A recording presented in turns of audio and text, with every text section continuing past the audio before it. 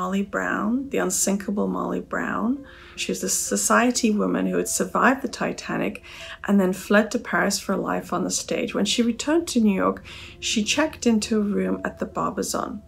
And in that sense, she was an exception because she was older and already famous. She was a favorite of the press because of her unique life and very unique outlook.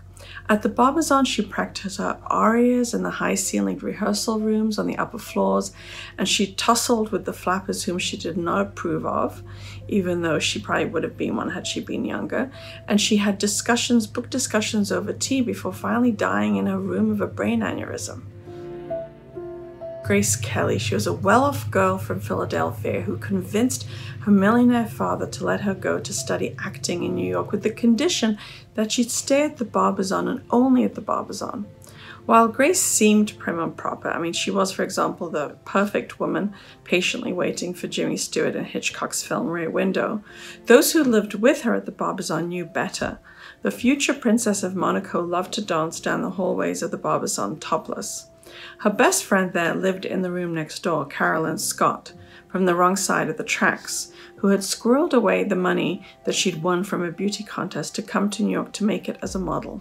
The two friends were in many ways absolute opposites, but they were quintessential Barbizon. SYLVIA Plath. Plath was still a junior in college when she arrived in the summer of 1953 as a Mademoiselle magazine contest winner.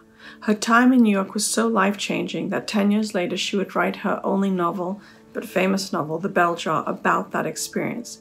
In it, she renamed the Barbizon the Amazon and renamed herself Esther. Like her, the protagonist, Sylvia too arrived feeling she'd won the lottery, but her dream soon turned into her worst nightmare, leading to her well-publicized suicide attempt.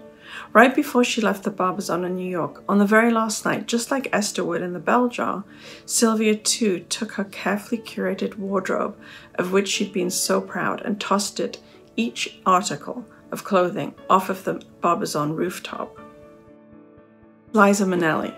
There was nowhere else Judy Garland was going to let her daughter stay in New York, but her overprotective mothering didn't stop there. She called the Barbizon's front desk every few hours to check on the whereabouts of Liza, and if they didn't know, they had to go find her.